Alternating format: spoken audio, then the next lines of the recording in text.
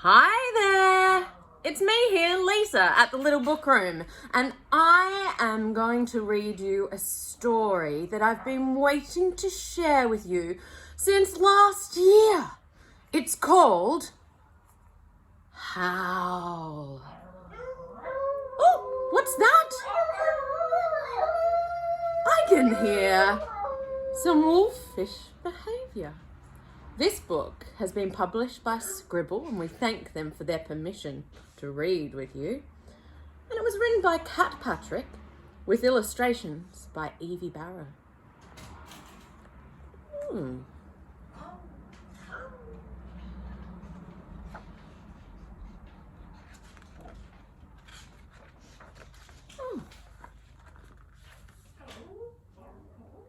Big toothy thanks for the ferociousness of Maggie, Kate, Miri and Iris. You have howls as big as your hearts, says Kat.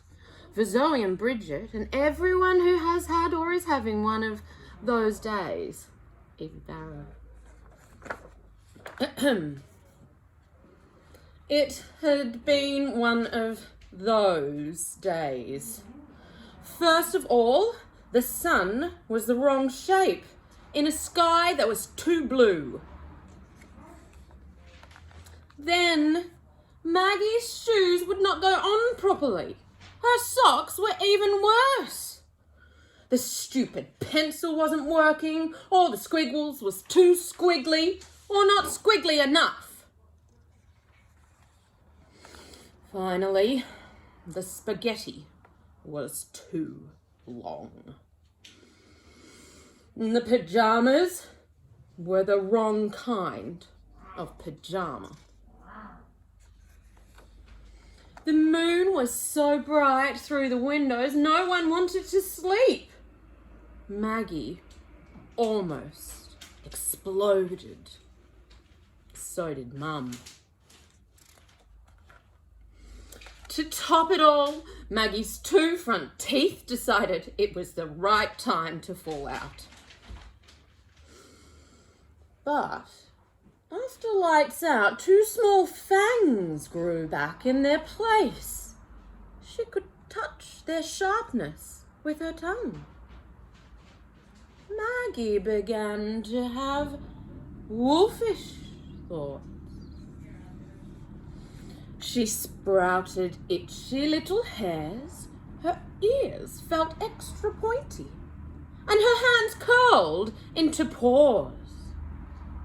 Maggie snuck out of bed to dance under the luxurious moon.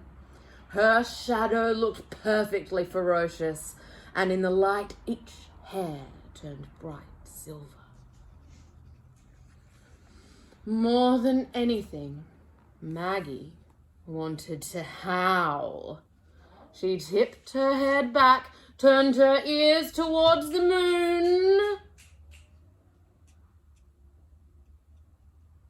But nothing came out, not even the smallest snarl.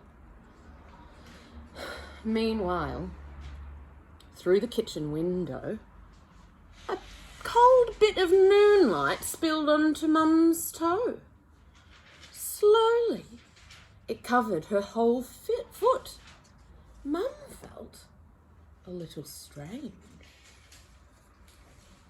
Then, stranger still, her nose twitched and her teeth sharpened. Something tickled her throat. Mum began to have wolfish thoughts. If I am a mum, she howled, then I am also a wolf. Howl!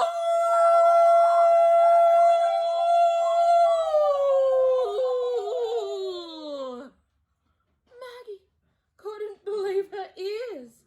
Wolf Mum's big teeth shone in the moonlight. How did you do that? Maggie asked. Wolf Mum showed her. Take a deep breath. Count to 7, which is 10 inhuman breaths, and imagine your biggest feelings flying into the sky. 1, 2, 3, 4, 5, 6, 7. If I am a girl, Maggie howled. Then I am also a wolf. Howl!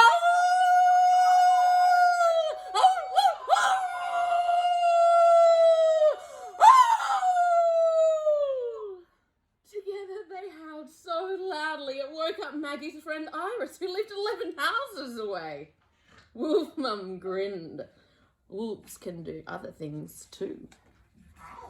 They prowled around the garden at least 4 times, then once more for luck, extra fast.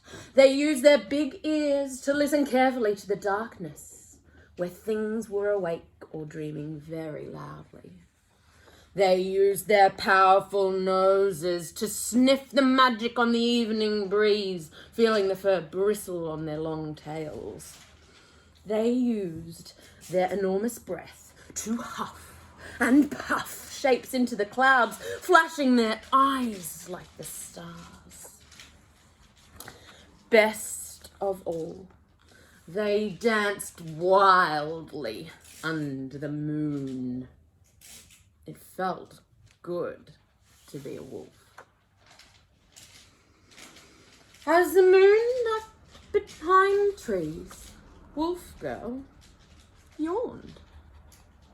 She scratched her snout and decided it must be time for bed.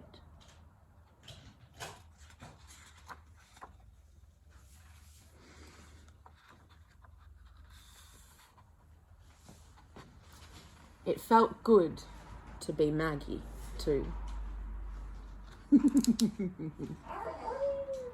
Thanks, Mum, for howling along. Thanks, Brother Chris, for howling along. I hope this beautiful book inspires you to do some howling under the light of the moon tonight and throughout Lockdown 2.0.